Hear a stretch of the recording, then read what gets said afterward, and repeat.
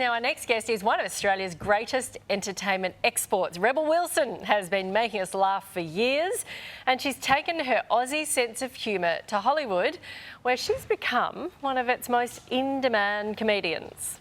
She's conquered acting, producing, even singing. Now she's adding a surprise new string to her creative bow, a children's book called Bella the Brave. As Nat puts it, one of our great exports. How do you like that, Rebel Wilson? Being regarded as an export these days. Oh, that's fine. Hi, good morning, Matt. Hi, Koshi. How are you guys going? Going really well. Look, when I think of Rebel Wilson, children's book author doesn't immediately spring to mind. How did this come about? Oh, yeah, I can't really do any rude jokes in the children's book, obviously. But I still try to put some humour in. It basically, Koshi, came about last year when I was in Sydney in like the pandemic lockdown. And all the kind of filming had stopped. And I've always written, I've written plays and TV shows. And I've just written my first movie here in America. But and I just wanted more of an outlet for writing. And so I thought a children's book could be really cool to kind of give life lessons that I've learned myself and try to pass it on to young kids. Things I wish somebody had kind of told me or given me that advice when I was younger. Oh, this sounds good, and it sounds fun, but probably more difficult than it sounds. Tell us about the process. Oh, yeah, it is difficult because, I don't have kids myself, but I have a 5-year-old niece. And so I guess, I didn't quite know, what language the kids like. But luckily, my mum's a kindergarten teacher in Sydney.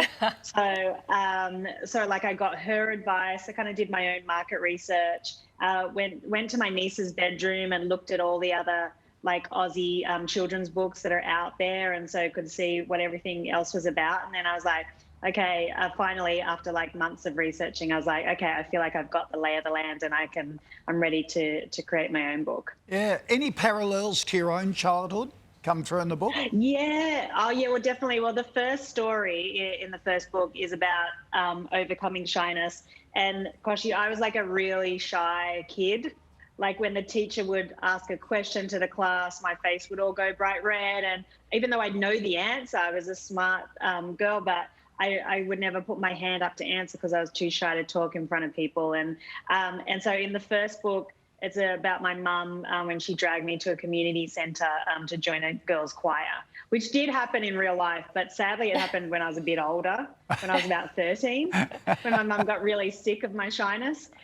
So it did really happen, but just when I was a bit older. So in the story, we make Bella a bit younger, but it's a totally true story. Rebel, that's hard for a lot of people to believe, that you were shy, that you had a bit of trouble with finding your confidence when you were younger. This is going to help a lot of kids, I reckon.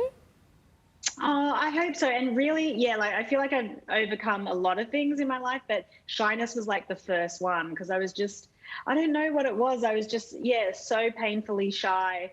And only when somebody really got to know me would I open up. And I've had to overcome all that, in order to become an actress. But it took quite a few years in real life. But obviously, now I'm fine, I think. Yeah. Do you reckon Bella could be an ongoing character in future books and maybe write a movie about it? Yeah, I mean, there could be. I have withheld all television and film rights, so you never know. That's the lawyer in me doing that.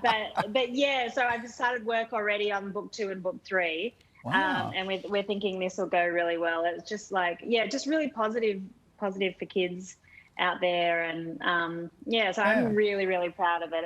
It's just so cute, and the illustrations are just so cute. They're done by a British illustrator, Annabelle Tempest, and even this, in the first page, the school uniform is my real school uniform from Castle Hill Primary School in Sydney. So it's so authentic, everything in the book. I love this, very clever of you, and I love the fact that there's a little message in there too. Yep. Talk about last year, because you've had what's called a year of health. How much has your life changed? Oh, it's changed dramatically, I think. yeah, I was going through a fertility journey, and it was better if I was healthier. And I kind of wanted to be healthier anyway. I struggled a lot with emotional eating, and so yeah, last year just did a huge transformation, lost about 35 kilos, I think. Oh. And it's been like, yeah, it's been really good. Like I went to the doctors and got my yearly checkup last week, and he's like, oh my God, all your labs and your blood work is like the best it's ever been. And you just, it's kind of remarkable. So I don't know, I'm proud of myself for doing it and also maintaining it this year, even though now I'm back to work filming movies and just finished 2 movies back to back here. And so but I'm proud of myself for improving my life for the better. So you should be. That's a huge It was achievement. hard work. Yeah. Do you feel Yeah, much better in yourself? Does it help you at work as well? Oh yeah, like I used to, I don't know whether anyone else gets this, like after a big long day at work, we'd often shoot like 16-hour days, and my feet would get like really sore, and I'd have to like kind of lie upside down and put my feet up on the couch at the end of a big day at work. And then now I don't have that kind of thing happening. So yeah, there's definitely, and with jet lag as well, I used to suffer a lot from jet lag. And then now I'm like, it's like much easier to deal with. I guess I didn't know had a lot of inflammation in my body and stuff, but I didn't really realize because that was just my everyday. Yeah, well, life. congratulations. So, yeah. It's very inspiring. I've been following you on social media. It's really inspiring for a lot of women to see you go through that and document it. So honestly, just quickly, we know you have to go, but what are you working on next?